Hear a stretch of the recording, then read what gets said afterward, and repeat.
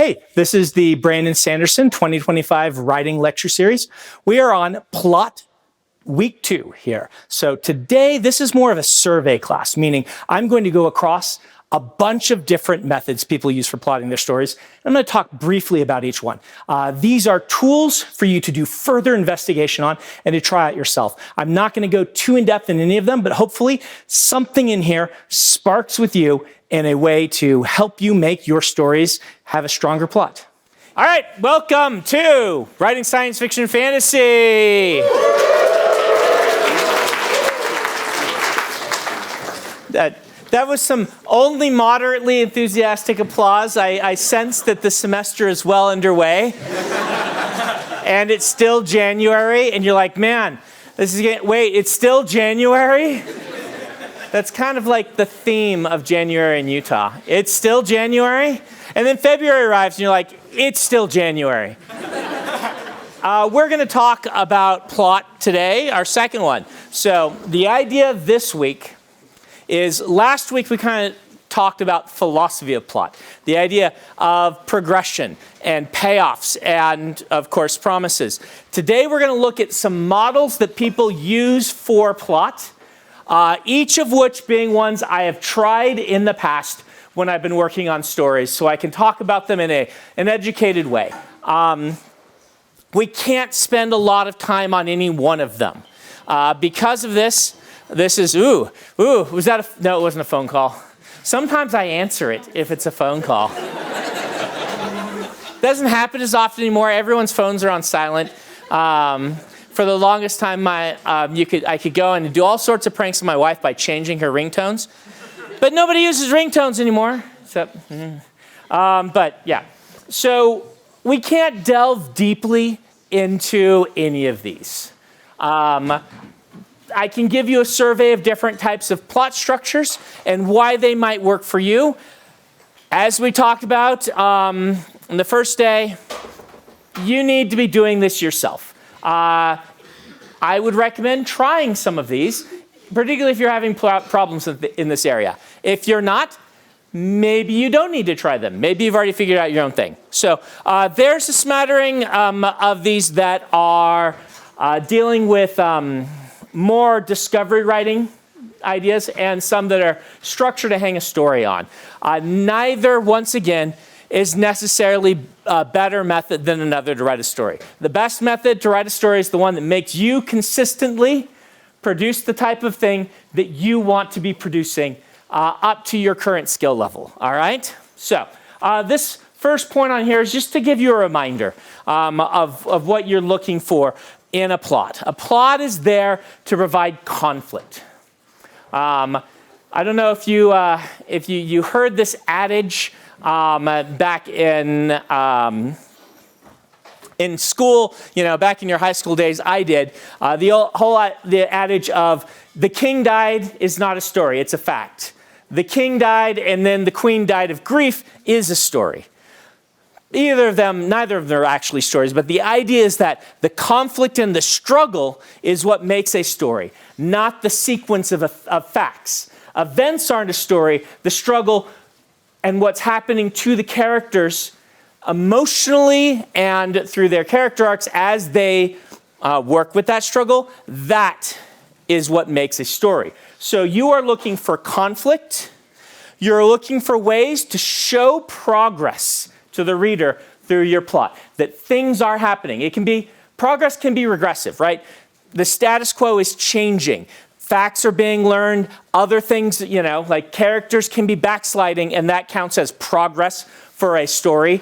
Breaking Bad is all about some backwards progress, right? And that works very well. It's just a kind of inverse, but we would consider that story progress because your goal as an author is to show this slide backward. So you're going forward in the story as the character is sliding backward.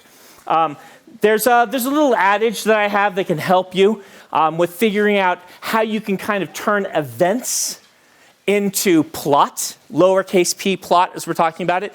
And that's think of when you're coming up with obstacles. Your obstacles should force, reinforce, or show failure in growth in some way, right? growth of the character, growth of the story. If an obstacle doesn't do those things, then what you might have added to your story is just an event to have happen. And too many of those, it stops to feel like a story. It stops feeling like a story. You want them, again, I'll go through that again. You want them to force growth in some way, in the character or in the plot. You want them to reinforce something that's been learned. Perhaps you have had a little bit of a downtime where character's talking and character had a breakthrough, and then you have an obstacle that can reinforce that this character has actually learned something, or that this clue actually matters and is relevant. Or you want the obstacle to show failure, that a character is not yet ready to overcome their problem, to highlight what is going on with that problem. Or, the characters are not yet ready to face Darth Vader. And so the obstacle is Darth Vader has showed up. But the way you overcome it in the story is Obi-Wan Kenobi steps in and stops him.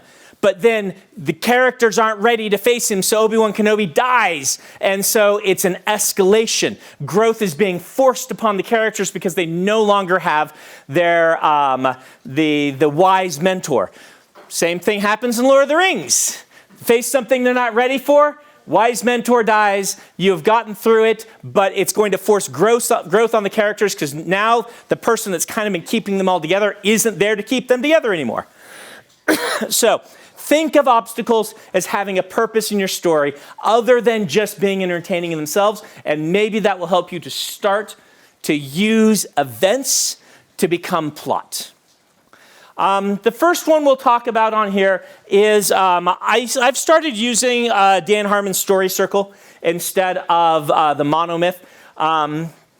Dan Harmon, famous writer, it is just a simpler way to look at the monomyth. The monomyth, you guys, I should say, Joseph Campbell's Hero with a Thousand Faces, the hero's journey, right?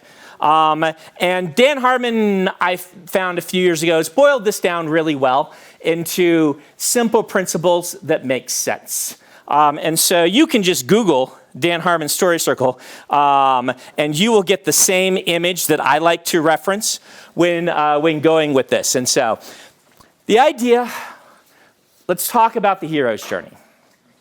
So there's this famous book, Hero with a Thousand Faces, Joseph Campbell. I learned in my folklore classes that folklorists do not like Hero with a Thousand Faces very much, or at least they're more critical of it than pop culture is. Folklorists look at Joseph Campbell and say, going back to Dr. Thursby, who taught my senior course, she's like, this is great in some ways, but it doesn't reference its sources. It tends to use other people's work without saying that it did. It works way too hard to prove its point and ignores counterpoints to it.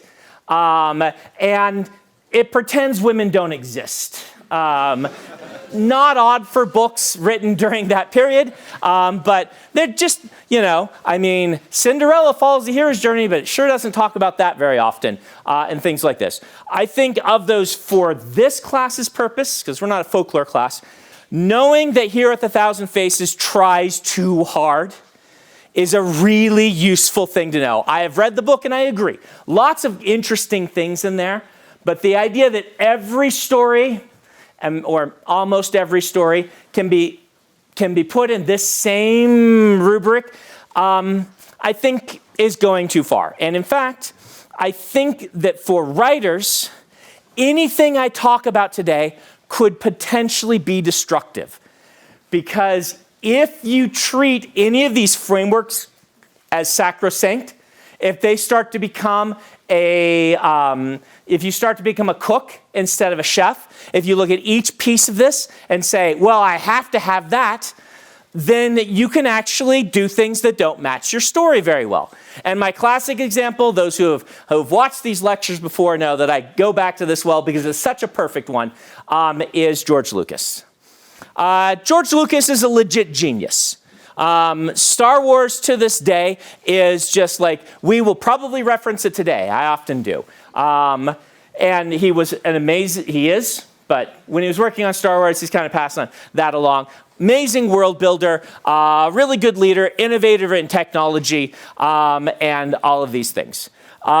He also loved Hero with a Thousand Faces. Loves Hero with a Thousand Faces. I shouldn't speak of Mr. Lucas in the past tense. It's just, it feels like he's gone more into his retirement and has let other people take his thing. So it feels more like he's this, benevolent patriarch who's like, go off and tell your own stories now, kids. But he loves Hero with a Thousand Faces. You can find lectures he's given on it, PBS specials where he's talked about it. He obviously really was deeply influenced by that book, and he used it to great effect in his storytelling. But then he also turned it into a checklist. This is my opinion, but I was there.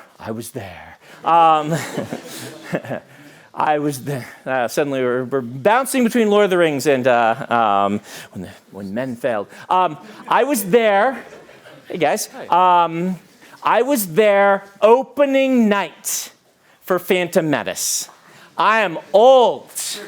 Okay? Opening night. I didn't have to wait in line because my dumb friends waited in line for me, and I got to show up last minute and they'd gotten a seat for me. So that was Dan and Peter, both who now work for me. Yeah. And Ben, if you know Ben. So my friends waited in line. We went opening night. They had, basically everybody had a lightsaber but me. I like Star Wars, but I wasn't bring a lightsaber to Star Wars level of like Star Wars. And so I know that Phantom Menace went over pretty well for that audience that day. Did this secretly suck all along? It didn't happen until after a little ways, and then the internet reevaluated and decided it was awesome, and that's still baffling to me. But I was also there when, if you haven't seen this movie, when Luke Skywalker, or Darth Vader's mom says, spoiler, it's Darth Vader's mom, says, oh, there was no dad. He was just born of the Force. And I watched the entire audience go, oh, that's a thing. The entire audience said, otherwise was swinging their lightsabers and enjoying things. Like at that moment, they're like, wait, Anakin Space Jesus? What? Well, years later, I was studying Here with a Thousand Faces, and I get to the point where the virgin birth is a big part of the monomyth and the hero's journey, going back to this idea of born of the gods. It wasn't always the virgin birth, but it was like the divine parent, right? So that Lucas, who had built his whole framework around the monomyth, is like, well, I need to include this element in order to make it fit the hero's journey. And I think it personally was a step too far. Now, we're not here to criticize one of the great storytellers of our time too much, but I want to point out that the possible failing that you can have anytime a structure becomes too rigid for you as a writer, that you start to use even the outline that you have designed to the point that it negatively impacts your story. If it becomes too rigid, if it can't be flexible enough, if it doesn't match your story after you're into your story, be willing to throw it away. And that's kind of my kind of cautionary tale for the hero's journey in all of them, but especially the hero's journey. 3-act structure to an extent too. If you read Save the Cat, you'll be like, all right, on page 16, I need to include this. You're writing prose, you're writing stories. Some of the things that apply to Hollywood don't apply to us, and no one's going to look and see if you have at exactly the 2/3 point a certain thing happen. I don't think that even really happens in Hollywood to the extent that people imagine, but we'll get there. So, what is the hero's journey? Well, the hero's journey is this idea that stories often fit into a certain framework that is circular. It's why it's the story circle. The idea is that a person in a state of ignorance and kind of believes the world is perfect, or that, their life will never change. They don't have to think it's perfect, but they'll think their life will never change, is forced onto an adventure where they travel and certain things happen to them, to which point they then return to where they started, a better person, having made their entire society better in some way. It's the idea of the child becoming the adult. And it focuses on this idea that you start at the top of the circle, right? And you start with this idea of there's a person kind of at a state of rest. Either they don't want to be at a state of rest or they really like it. It can be Bilbo, who's like, all I want to do is eat my food, smoke my pipe, and not cause problems unless it's for certain people that annoy me, right? Or it can be Luke Skywalker's like, my life will never change. I want to be up in the stars, but the reality is here is I'm on the ground and my life will never change, right? That character is projected forward by a certain sort of need or requirement that they don't feel that they're able to fulfill, and they resist in some way. We will use Star Wars. I said I was going to. We'll use it right here. Luke is like, learns about the Jedi, gets offered a lightsaber, and is like, no, I'm rejecting this. I said I wanted adventure, but that's not actually my life. Which is then propelled into being forced to go into the world, right? By some event. They call it crossing the threshold, usually. Something happens that there is a point of no return. You see this in 3-act structure as well. A lot of people say in Star Wars, this is when Luke gets back and his aunt and uncle are dead. And he knows he's being hunted and he cannot return to that life. That life has ended. And so you then go on what's called by Campbell the road of trials. A very simple way to explain all of the first half of Act 2. Just a little thing of now our story happens. But the road of trials is the character is tested in certain ways, learns that they lack the knowledge or skill to conquer those challenges, so that an awareness can happen, as eventually propelled to a meeting with divinity of some sort. You can just call it a come to Jesus moment, or you can call it a face-to-face, like direct confrontation with the darkness inside of you. This is often in Star Wars where he goes into the pit underground and sees Darth Vader. He cuts off Darth Vader's head and his face is there. This is this idea of the hero needs to kind of confront usually a father figure of some sort or a parental figure, a deity of some sort, and needs to be transformed, paying some price to gain, and Joseph Campbell calls it the elixir, the knowledge, the skill, or whatever it is. Then you emerge from that, the master of two worlds, both the spiritual world and the physical world. Luke becomes a Jedi, he masters the spiritual, and it lets him use a laser sword to cut people's heads off. Master of two worlds, right? And then by fulfilling that, the hero returns home in some way, bringing this knowledge and bringing themselves forever changed back. It's so vague, it can fit a lot of stories, right? How could this be helpful because it's so vague? Well, there's a lot of points to this that are really useful for us to focus on. One is this idea of a circle. Stories do tend to do well if it feels like a character returns to where they were before, at least mentally or emotionally, even physically, and we can see their progress. We talk about progress and payoff. Payoff can simply be, I was unable to do this at the start, and now I'm a master of it. Suddenly that payoff can be extremely powerful.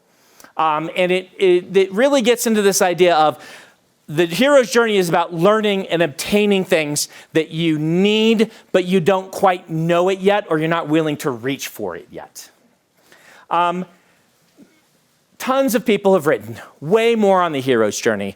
We're not going to go too much more into it here. It is a valuable tool. I don't like to use it very much. I find it just a little too, I don't know. I like a little more flexibility than I get in the hero's journey, but there's definitely some elements to it. Questions, thoughts, things you want to bring up before we move on to some discovery writing methods? Is it just as bad to get sucked into the idea of not following it too slavishly? Is it just as bad? It depends on if this helps you write. The question is it just as bad to determinedly say, I'm not going to do the hero's journey? I mean, a great deal of literary fiction, rather than commercial fiction, is based around the idea of how can I tell a story that lacks any of the identifiable structure components that generally make a story. And there have been plenty of successful literary fiction pieces that have done that. The thing is, a lot of these structures are so vague that intentionally disobeying them, you'll get done and people will be like, oh, here's your structure. It just is right there. You just did it a slightly different way. It's a little bit how like Tolkien was like, Lord of the Rings is not an allegory for anything. And then everyone's like, this really feels like World War I in a lot of ways. And he's like, no allegory. And they're like, yeah, but were you in World War I? And he's like, well, yes, but not an allegory. Right? Like, if you're like, I'm not going to use the hero journey. And then someone comes to you and says, well, yeah, but your character learned something.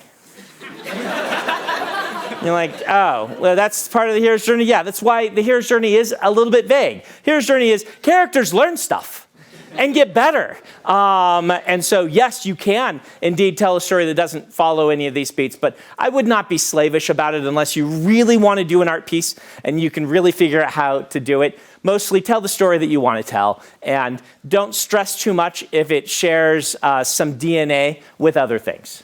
Is there a way to incorporate it so that the characters progress, like even if they go up at some points, in the end it's negative? Yeah, is there a way to incorporate? So at some points they go up, but in the end it's negative. I mean, Star Wars does this with Anakin, right? So obviously, yes. The idea of that is like, is your progress the character backsliding, or is your progress more of a Greek tragedy, which Campbell does talk about a ton, which are at the end. A lot of Greek tragedies are the character refusing to like take one of the last steps, in rejecting the last step, and therefore, because of it, it becomes a tragedy instead. The character, has refused the elixir. The character has refused to return, and then they die, usually, or something like that. So it is totally possible to have a negative spin on this and still have the framework work really well. And I would say that a lot of stories do that. Like I'm on record multiple times saying I think this is the structure that Pat Rothfuss is going to use when he's writing the Name of the Wind trilogy. If we ever get the third one, which I'm confident we will. I know Pat. No one wants that book to get done more than him. I believe I've said that before. But I think this is a classic Greek tragedy, a tragic flaw in a character that they're highlighted over and over again during the Road of Trials that they refuse to let go of to the point that it causes disaster rather than returns to save the day. So, we'll go here and then there, and then we're going to go on to the next one.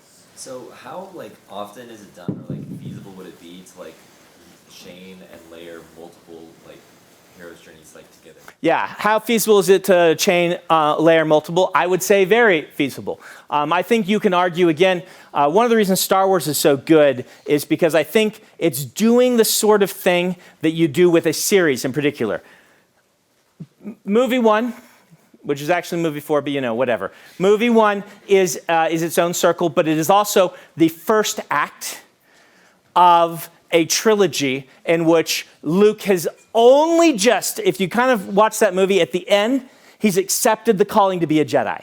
And you can argue that that is him crossing the threshold of point number 3 on the hero's journey. While he's already crossed the threshold and done the entire journey. He's now flying home and, getting a medal and things like that. But really, he's only accepted point 1. And now he's going to have to go do the Road of Trials again in a larger way end with belly of the whale, right? Facing the father and things like this, so that movie 2 brings us back to he's actually failed, he needs to do this again, and this time face the father and return with the elixir. And in this case, you can argue that the elixir is, the idea that he has made the world a better place, he has redeemed the father, rather than him becoming the father's become him, right? That's the whole thing of the original trilogy, and he returns triumphant then from that road of trials. So, right, you basically got the hero's journey, one loop, and then a failure, and then again, and then it's succeeding, and it works really, really well. And you can be doing it with multiple characters, right? The idea is to remember your whole idea of conflict and progress. What is your progress? How are you signaling that progress is getting made? In Star Wars, there's all these signposts of Luke needs to be a Jedi. That is the full arc. He needs to not only be a Jedi, he needs to redeem his father. Revenge is what you think the first movie is, and then later it becomes redemption. And that's signposted all the way through. Your capital P plot is destroy the Death Star. But your actual story is Luke needs to be a Jedi, and that's what his calling is, and that's what a lot of his progress is about. Face the father, become a Jedi, change the father to be you. All right. Last question there. Yeah, how do you use this without being tropey? When does that start to become a problem? Yeah, when does tropiness start to become a problem? So this is going to depend on your own kind of balance of these things, right? It's an excellent question to be asking. Every story will have tropes. And there is a certain madness to trying to avoid all tropes because every story has them. And if you are working really hard and building an identity around the person who doesn't use the tropes, then you're going to have a bad time, right? You really are, because you'll be like, wow, this had no tropes. And then you'll go and you'll read and you'll realize that you've just done them, just different ones. Because certain things work for stories. It's like how, this isn't a trope, but I wrote the book Mistborn, right? Which has this really engaging magic system that I loved, where people are like, pushing off of coins and flying around. I'm like, this is the most original thing ever. And I submit it to my writing group, like, this is so cool. It's just like Magneto. You're like, well, there was 4 years of my life to write Magneto, but worse. Right? Mistborn, Magneto, but worse. And to focus too much on that is maddening. Because the truth is that, yeah, they share some attributes, but the stories are different. And the story that you're telling, the more you write, the better you'll be at finding your own voice. Most people I know, their first book, it's over the line into using too many of the tropes, and your influences are a little too obvious. But at the same time, right, like Lion King is Hamlet. They don't care that it's Hamlet. I don't care that it's Hamlet, other than from an academic presentation. It's a really great story. And they did it their own way. And so I would say to you, practice and stress this less than you think you need to. It's a bigger deal in first books than it ever is in second books. And later on, you start mastering your influences rather than just unconsciously using them, at which point you'll be able to say, wow, I really like this. Let me figure out what I like about it and use it. I really like the hero's journey. How can I do something interesting and new with the hero's journey? You just saw me talk through the person who probably worships Campbell the most in pop media that I know of is Lucas. And even his use of it in that original trilogy is really interesting and does some very cool things with it that makes the structure of Star Wars fascinating, even though hey, he's hitting all these points. You can do things like that. And even these days, like, it depends on your genre. I get kind of like horrified by the way that certain genres approach tropes. where there's TikTok and they'll be like, here's the 5 tropes that make my story.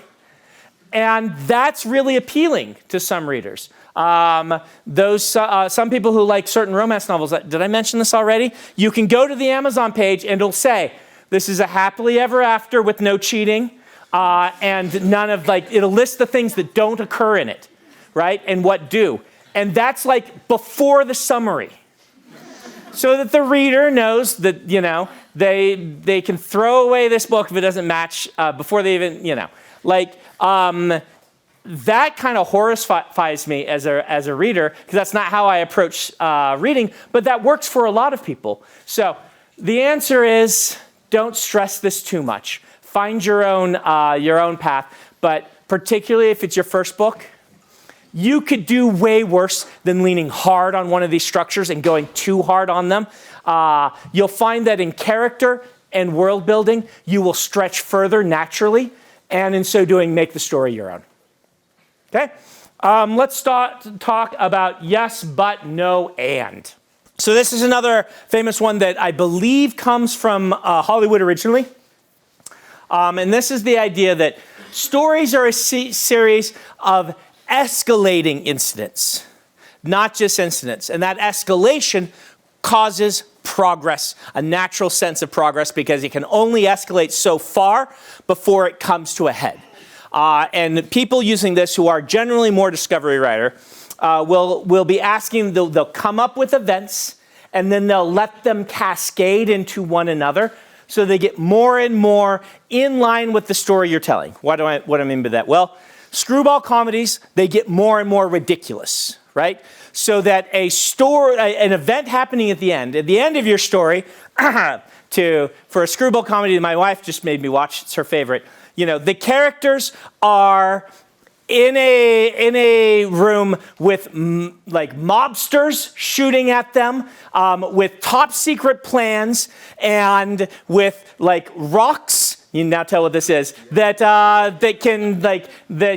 harmonic, and everyone's shooting each other, and there's millionaires there, and it starts with just a guy on a business trip with his fiancée. You spiral further and further out of control to where the point that the ridiculous events at the end don't seem outlandish because they were small steps that got you there. If you're escalating not in a screwball comedy, it's escalating stakes. We'll use Star Wars again because everybody knows Star Wars. It starts with, I need a droid. It ends with blowing up a planet. Well, that's no moon, right? It ends with a military operation against the galactic empire in which our hero, who only needed a droid, is now blowing up the most destructive space station in the world and has learned to be a space wizard. How did that happen? Small escalations. You go to buy a droid, but you bought the wrong droid. That droid has a message in it for somebody that you know. Well, take the droid to the person to let the message go. Okay, but you did that. So let me explain what yes, no, but, and yes, but, no, and. Yes, but, no, and says you start with a problem. I need a droid. You ask yourself, does the character solve this problem?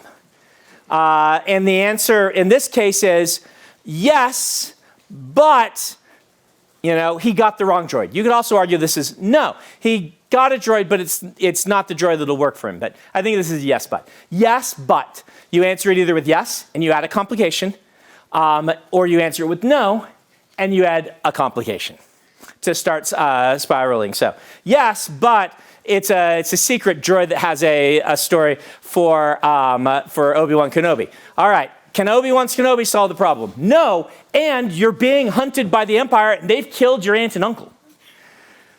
Great. I need to get off planet.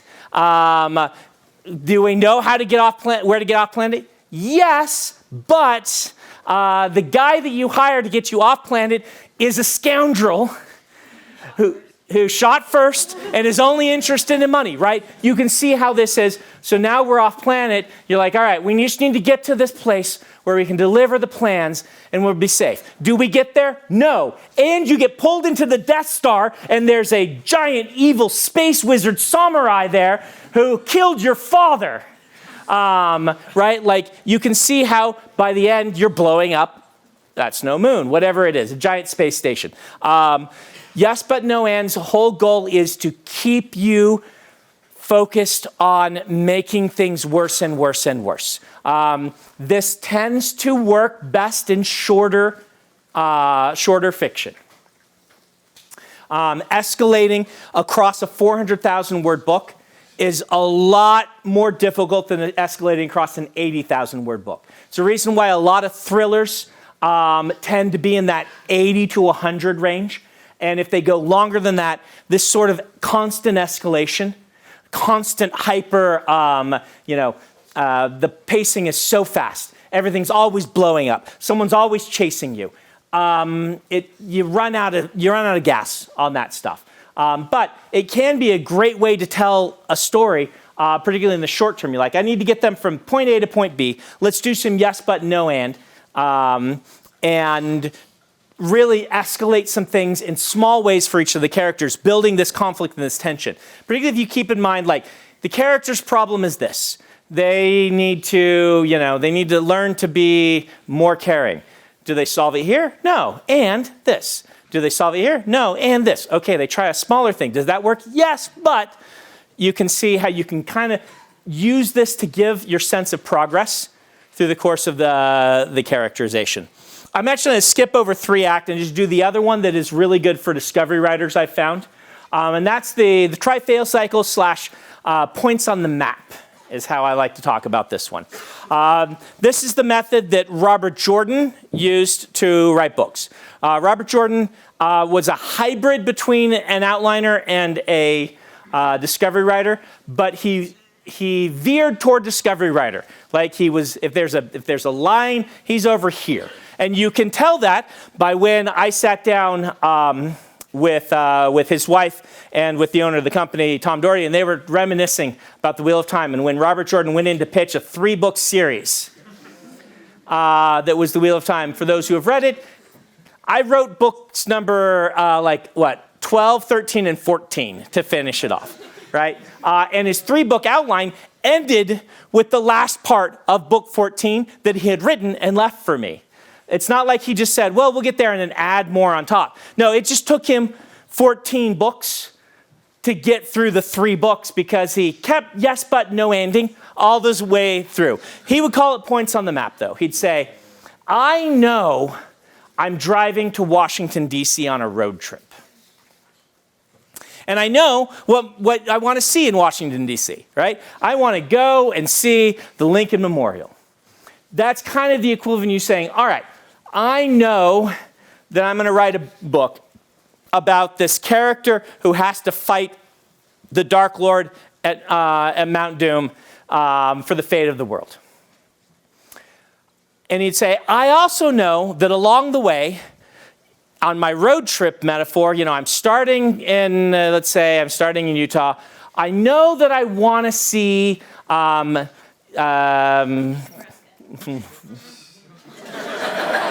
from Lincoln. Nobody wants to see Lincoln. But let's pretend I want to go see Lincoln, Nebraska. What is it? I'm going to have a Runza. Brandon always talks about how great Runza is. So that's the equivalent of when Robert Jordan, he pitched the series, he said, I'm going to do this cool thing where a person pulls a sword that's not a sword from a stone that's not a stone. And everybody doesn't quite realize that he's a King Arthur archetype until much later on. Because the sword's a magic. The stone is a fortress, and the sword is this magic item that you need to magnify your power. It's in the shape of a sword, but it's not actually used as a sword.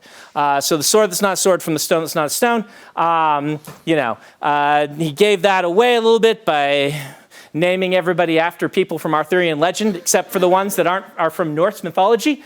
But it works very well in the story. So that he knows he wants to get there, right? And so he will come up with this map. of the places he wants to go, and that's his outline. His outline is 6 bullet points. Character starts here, this big event, this big event, this big event, this big event, this big event at the end.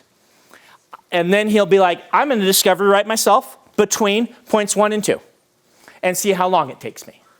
And that gives some structure to the story where you know the big moments so you can start foreshadowing them. And despite what J.K. Rowling says, I think this is how she did Harry Potter. I don't think she had as much as she claims she has, just being a writer and knowing.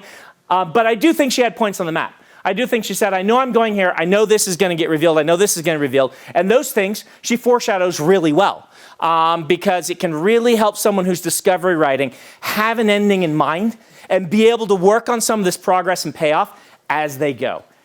That said, do remember, if you are naturally a discovery writer, that you can fix anything in post. You can revise your story so that you can add all of these things on once you get to the end. Revision can do wonders. So it's okay to not have, but I have found more and more of the discovery writers I talk to actually use this. Why do I call it a try-fail cycle? This is how Dave Wolverton taught this kind of same idea in the class when I took it from him long ago, and it's always one of those points that he taught that stuck with me. He said, basically, if you don't know how to build the structure of your story, remember that before something can be accomplished, a character should generally fail at it at least once.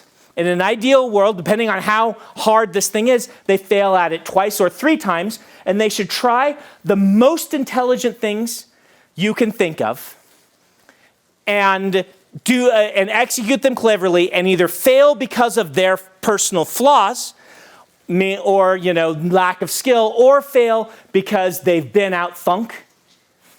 And the villain has already assumed that someone will try the most obvious thing that all the readers are like, well, why didn't you do this? The character tries it and fails to prove to the reader that the author has thought of that, and indeed the problem is bigger than that. It helps a lot with this, points on the map idea, this idea of, yes, we need to do this. We need to destroy the Death Star or whatever. Well, what can we try to destroy the Death Star that is intelligent, that's going to work? Well, we'll send our spies and they'll get the plans, but oh no, it fails because of this or whatever. Like this whole idea that the characters are being smart, but they're failing because of the intelligence or power of the villain, or because they just haven't learned enough yet, which lets you do that whole hero's journey thing, right? Go ahead. And that can happen off screen. I mean, the Bobbins died off screen. Yeah, this one's, I was trying to force this Star Wars into this rubric. It doesn't fit this one really well because George Lucas was using a structure, right? So what would you do with this? I wouldn't probably use the Boffins, right? What I would do with this one is the try-fail cycle would be Luke learning the Force, right? So your try-fail cycles for him are, here's the lightsaber. I got to get back to my family. You've just been offered to be a Jedi. You're running home to power converters? But yes, he does. Then it's like, all right, you've got the laser sword, but you can't block the things because you're trying to block the things and you're not good. And then it's like, here's Darth Vader. Darth Vader has come for you. Luke looks, and then Obi-Wan knows he's not ready yet and intervenes. Like, these are your try-fail cycles. It's really Luke defeats Vader. And then even at the end, Luke doesn't defeat Vader. Luke just takes the first step to becoming a Jedi.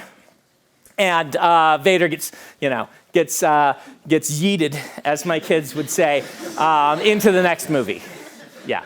So that's probably a better version of the try-fail cycle. Learn to be a Jedi, learn to be a Jedi, try to defeat Darth Vader.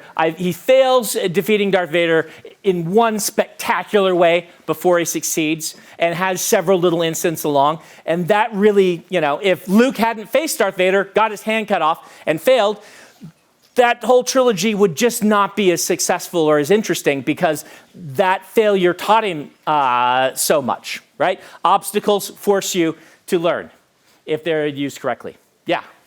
I feel like in 2025, I think this is CinemaSins' fault, but Yeah. people always call things plot holes that are not really plot Yes. holes. Oh, cinema sins. Oh. Okay. What's the happy medium of like you want to because you said like Yeah. I'm failing at it, but Right. where do you find Where's your happy medium? So plot holes and happy mediums. All right, you'll get to be next, so you can put your hand down. So the idea is cinema sins and things like this, people are now hunting for plot holes. I have big problems with the way that the internet criticism realm thinks about plot holes. And this is because a story cannot lack plot holes by those definitions, right? Because a story cannot accurately represent real life without having infinite space and time to tell it. Because of that, every story must cut corners. Every story is going to. The best stories will. Now, what we want to avoid is things that will kick the majority of readers out of the story because they are too focused on asking questions that are not helping you tell your story. And those are two very different things, right? So if you think about it, here, I'll give you an example. When I was in college, I had a friend who had a really great metaphor that I still love to this day. He said, you want to avoid gorillas in the phone booth. Okay? Imagine that a character is walking along the street, talking on the phone to his significant other, and they're experiencing a breakup. And it's really tense. And then the narrative says, and he passed a gorilla in the phone booth. We don't have phone booths anymore. He passed a gorilla in the Starbucks, right? And then just kept on going. Well, some things like that make it hard to focus on the story that you're trying to tell because you've dropped an out of context problem on the reader. We'll have to get to you in a few minutes, so wait until I'm done with this. Out of context problem that boots the reader out because they're like, but what about the grill in the phone booth? And this is often a matter of where do you place these things and which things kick the majority of your readers out. How many readers, while reading Lord of the Rings, worry about the eagles and wonder if the eagles could have flown the ring, right? If a significant number of beta readers are being kicked out of the story to be like, yeah, but the eagles, like you could see how that could, it never did to me, but you could see how something like that could, as you're reading the story, you could be like, but wait, this whole story doesn't matter. And in those cases, I do recommend that the author be like, we can't do this because of X. Sometimes your first try fail cycle is to get rid of those questions about plot holes. But normally, when you're writing your story, you accept that your reader will be on board for it, and you tell the story the best way you can. And if a majority of beta readers or alpha readers are having a problem with something, then maybe you can address it. This is why what we call, it was from an old stage play term, hang a lantern on it. They would, oftentimes better than having, one piece of the stage be poorly made because they had like no time to get it done. They would put a lantern on the part that doesn't look good and have the characters note it. Be like, oh yeah, that lantern doesn't work and never has, like whatever. So that the reader can stop worrying about it. And instead of, there's a girl in the phone booth, you either don't put it there or say, he passed the girl in the phone booth, his friend Charlie was home from, doing his duty on the street corner, dancing with the sign. Suddenly, the grill is explained, you've got Charlie introduced, it's kind of indicating that Charlie will be important later on, and so therefore we can get back to the story. You don't need to know who Charlie is, you don't need to know any of that, you just need to know that you're gonna get it answered, and hanging a lantern on it is I'm gonna answer this, or don't think about this, don't worry, I thought of it, sort of thing. Those are the plot holes you should be worried about, the things that are actively booting your reader, and not the things that 3 years later someone says, yeah, but what about this, that you could explain with a sentence and no one got bothered by it while they were actually reading the book, okay? This is why CinemaSins is a problem. There's usually like one actual plot hole, and then the rest of the whole thing is answers that could be given in one sentence or half the time that were given and they just ignore. Back here, and then we'll jump over here. Mm-hmm. Thank you. What about problems for characters that they can't solve? Like say, Yeah. a character loses a limb and Yeah. you want Right. So the question is, what about things that characters can't solve, like a character loses a limb and you don't want to go the path of magically regrowing it? We will talk in Sanderson's laws during the actual world building thing about my distinction between what I call a character flaw, a character handicap, and I've got it. It's in my notes. There's like 3 of them. One of them is a thing the character should solve. You want them to, like a character flaw. One is a handicap. This is something that, by my definitions, they put on themselves that makes things harder, but you don't want them to overcome, such as in this terminology would be Superman handicaps himself by having a moral code, right? And then there are legitimate challenges to overcome that are not your fault, that the story is not about, you fixing, but you have to get around them somehow, such as, you have lost a limb, but you still need to save the world. How are you going to learn to sword fight now, right? Like, those 3 things are treated differently by narratives, and I might have different words to define them when I actually teach that lecture, because I change it every year, right? So there we go. All right, we'll go to you, and then we're gonna keep going. Okay, just super quick thing. Yeah. Is there a way, like, let's say you want that gorilla in the phone booth to stick out. Like, you're purposely putting it there because you want the reader to go, wait, why is there a gorilla in the phone booth? Is there a way to do that while keeping plot A, plot B together? Yeah, okay. You want the gorilla in the phone booth. How can you insert that and make the reader question without? So there's a couple, depends on how much of a gorilla it is. In a lot of fantasy and science fiction, you can throw out a jargon term, and the reader knows that you're going to explain what the magic means later on, right? They'll say, well, we can solve that with X, Y, Z magical thing. You don't need an explanation there at all. If what you're really saying will kick the reader out, then you want that, then you better make sure that what's happening next immediately is not relevant for them to remember. Because, or you want to hang a lantern on it. A lot of times you'll be like, he saw a gorilla in the phone booth and thought, I'll deal with that later. Right?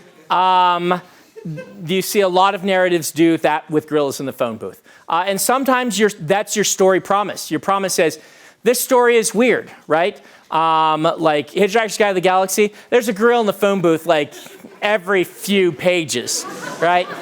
And usually there's some sort of Watson character in those. The person's like, can you explain this? No. And then they just keep going. That's a story a lot about yes, but, no, and, where the yes, but, the but is always something weirder than you thought it was. And the and is always something weirder indeed than you thought it was. Yeah. Mm-hmm. So last week we were talking about my book in my writing group, and I got the comment that it's kind of like Wayside Stories, which is what I was going for. Okay. So how do you get it to be something that feels more like, I don't know, I'm writing a middle grade book and I want it to feel like mysterious and magical, but I also want it to make sense. Okay, so you're getting the comment that's like Wayside Stories, where the randomness is the fun of Wayside Story, right? And you want it to feel more magic realism, which is the world is a magical place. We don't necessarily need or have explanations for it. Boy, this is really individual to your story. It's one of the things that's hard to answer in a lecture format because there's all kinds of ways that you could solve this individual problem. In your position, what I would do is I would try to make the things that happen less of a non sequitur to the characters in the story. Usually magic realism, there's some wonder to it, but they accept that this is just part of the world. And if they're like, wow, that's so wacky. If you have a Watson character being like, wait, why towels? Then it makes it more funny. You also, I would look at your diction. And is your diction skewing toward whimsy and a little more literary to get you into that magic realism mode? Or is your diction skewing toward kind of a little bit silly and playful, which is going to head toward that? It may not be as big a problem as you think. opening of Harry Potter starts with a very wayside story, a man with not enough neck and a woman with too much neck, but then, ends up, Harry Potter goes whimsical wayside fairly often and manages to come back to itself. So middle grade, it may not be a problem, but how your characters react is going to be a part of that. But there's 100 ways to solve this that we can't get into right now. So. All right, we're going to move on to 3-act structure, and I end at 15 after? Yeah, okay. So we're going to go to 3-act structure. So 3-act structure, there's also 7-point story structure and 9-point story structure, and things like this. They all kind of boil down to the same idea that starts with the Hollywood 3-act formula. And this is another one that you can just Google me on, and you can kind of follow along. It is a little like the hero's journey, except 3-act structure is really about propelling toward a climactic, explosive ending. And it is less about the circle and coming back, and it is more about, it's like an arrow pointed at an explosion.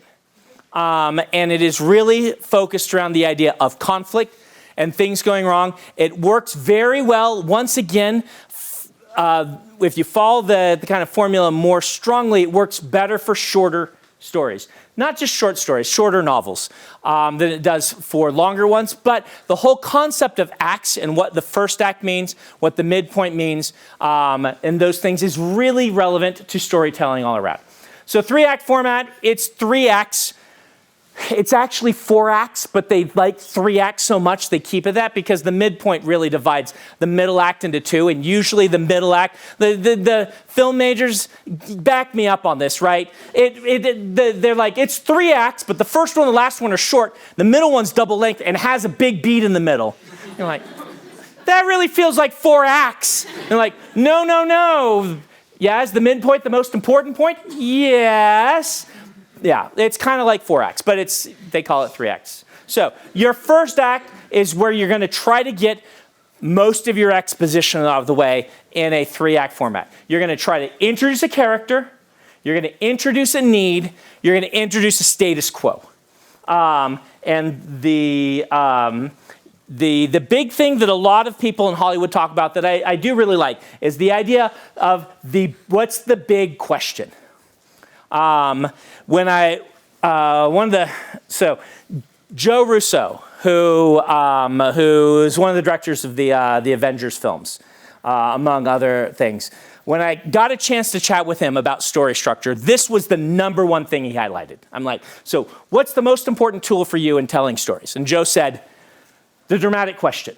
What is the story about, particularly in relation to the character? What question will this story answer?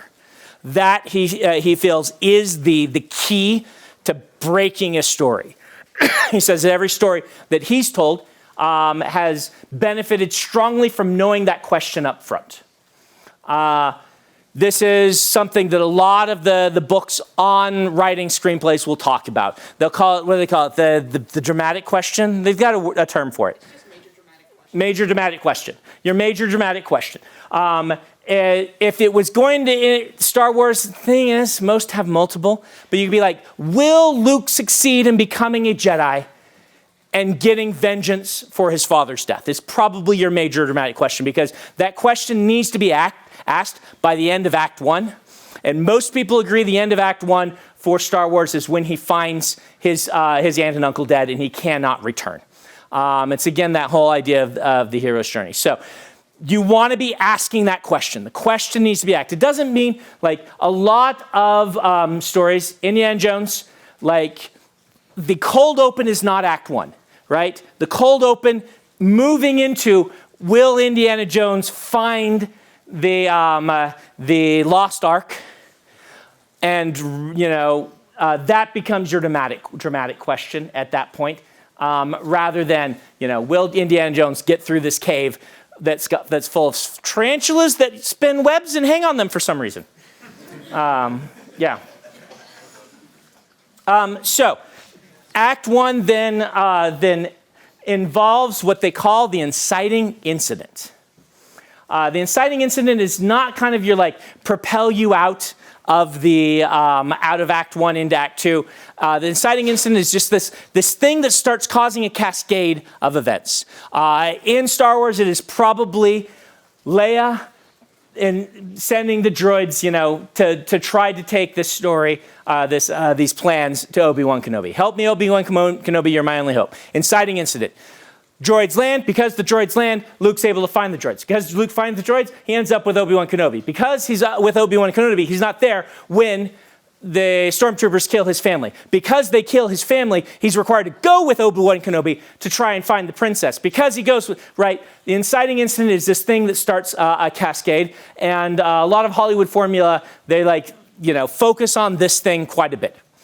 I don't know if you need one, but the inciting incident for The Way of Kings is Zeth killing the king.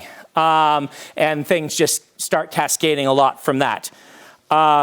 So let's see, did I miss anything? Yeah, there's usually an attempt, a refusal, right, as part of that. And then you hit that plot point at the end of part 1, which is life can never be the same. That's called plot point 1, and it separates Act 1 from Act 2. Act 2, I once had a professor explain that Act 1, you chase someone up a tree. Act 2, you throw rocks at them. Act 2 is the period of rocks being thrown at a character. And so you visualize this as things need to get worse.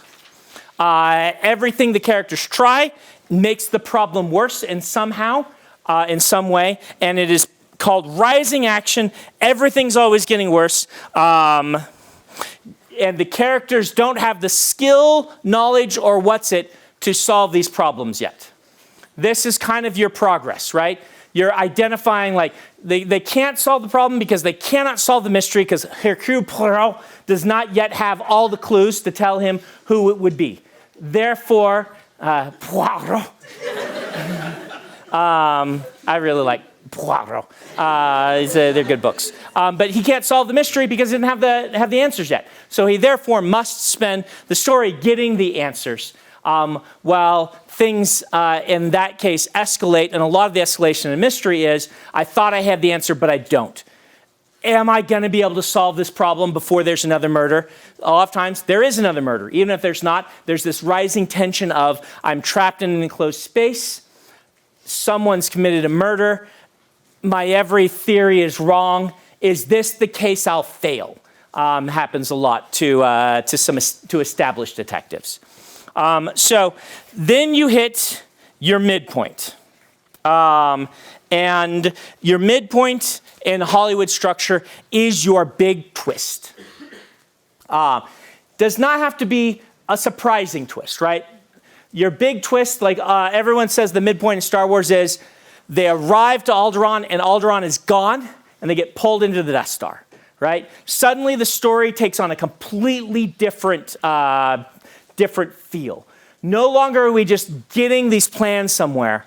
We are sucked into the problem. You want either a major escalation that happens as your midpoint. You want a reframing of the story in some important way, or you want to make it deeply personal to the main character in some way that it wasn't before. This is called your midpoint, and it's the point where everyone who is watching the film or reading the book and was just a little bit whatever sits up and says, "Oh."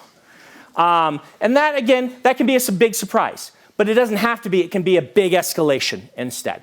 But I would say in Hollywood format, that's the most important moment in your entire story, is that reframing and expansion of it. From there, you go into the second part of Act 2, where the attempts to solve the problem are more frantic, and the consequences of failing become even greater, leading to the characters having tried everything that they can or that they think they can, and leading them to it's a famous show that talks about the belly of the whale, or the darkest moment, the point right before Act 3, where the characters are at their low points. The all is lost moment. Where's that from? It's the all is lost moment. Someone in a movie that gets memed and clipped and things like that. But you generally in this have that all is lost moment. We tried everything we could. There are no answers. We have failed.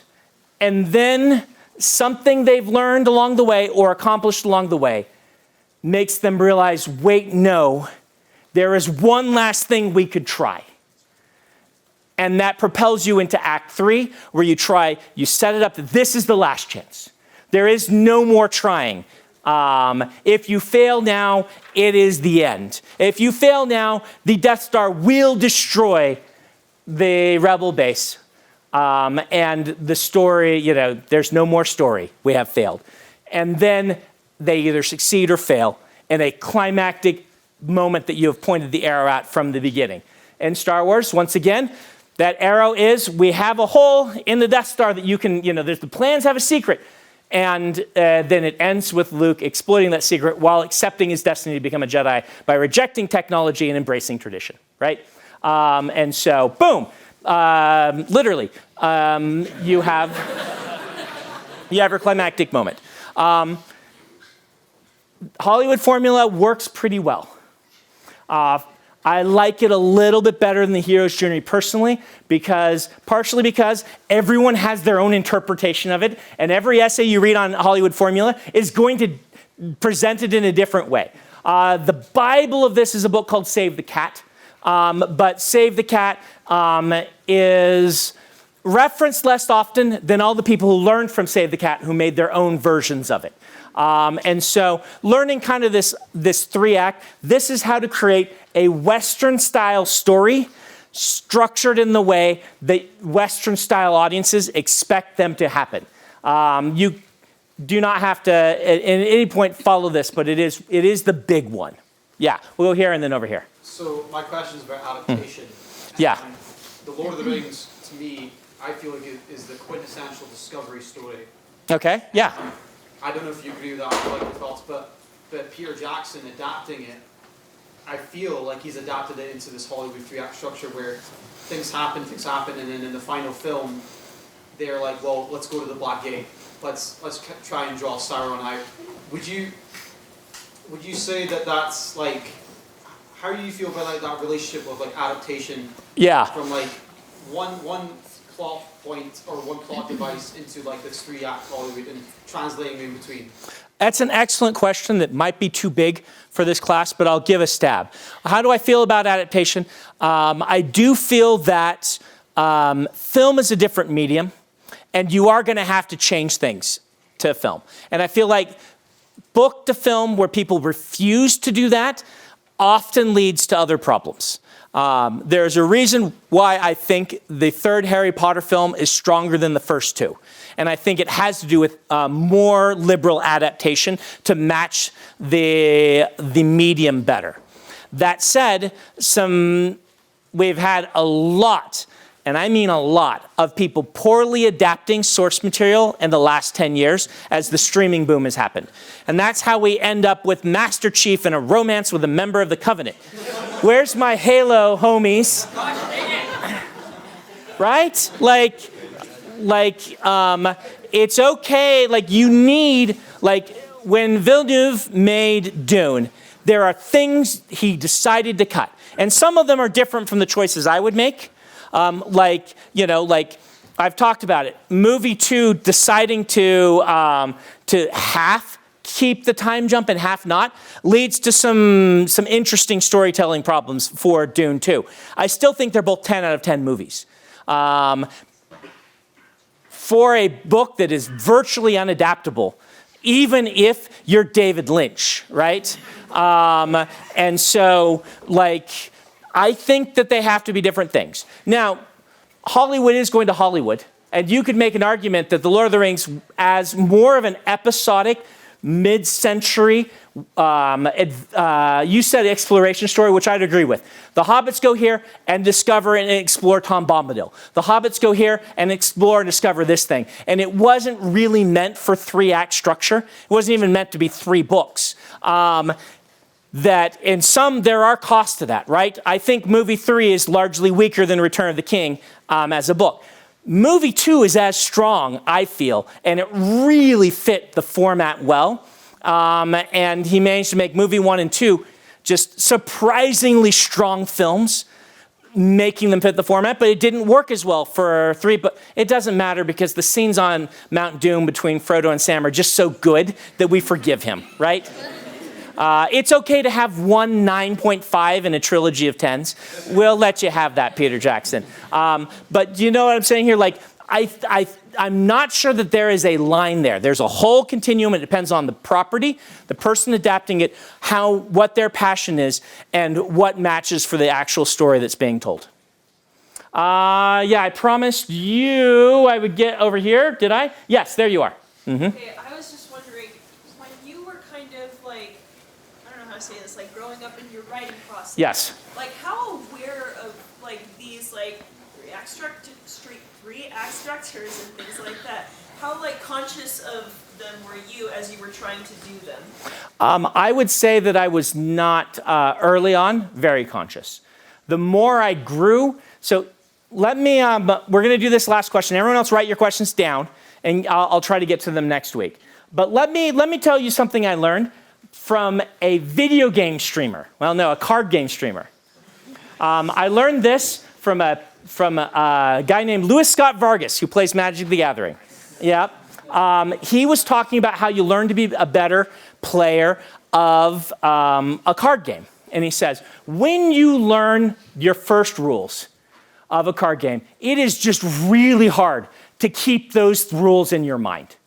The board game is so complex that level 1, you have to devote all your attention to just be able to remember, this is how this card is played. This is the time where I draw a card, the time in a turn where I draw a card.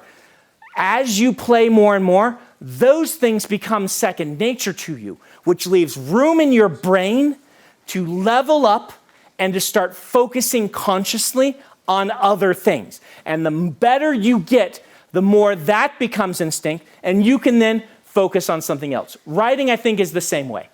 As a new writer, it is hard. It is super hard. Perhaps the hardest thing for a writer to learn to do it consistently and to just sit down and write. That's all you can often do as a new writer. Thinking about all of this, if you try to keep this all in mind, will just overwhelm you, and you just won't get anything done.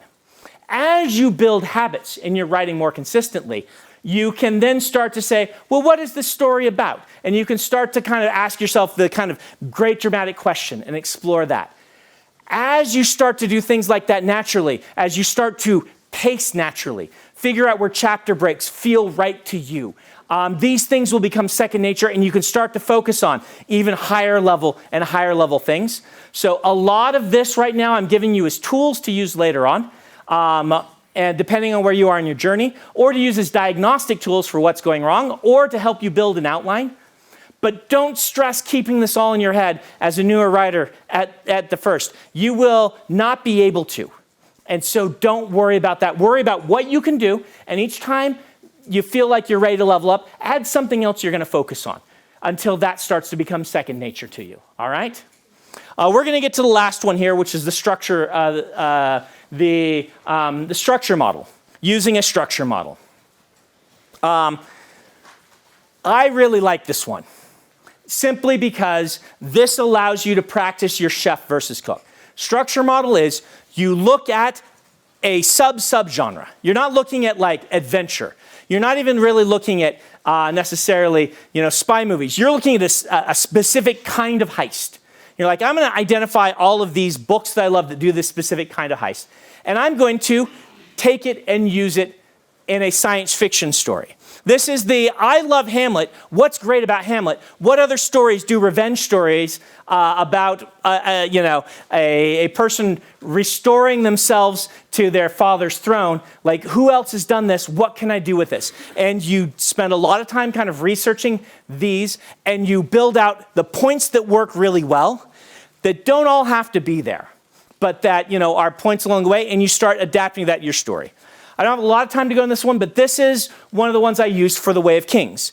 I used the same, so So Hoosiers and Miracle and all these underdog sports stories are the same story as Ender's Game, which is the same story of the bridge crew in Way of Kings. Underdog sports story.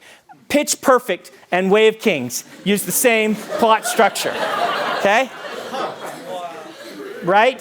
When you can learn what makes those plot points work and what makes, like, the stakes are much bigger in Way of Kings.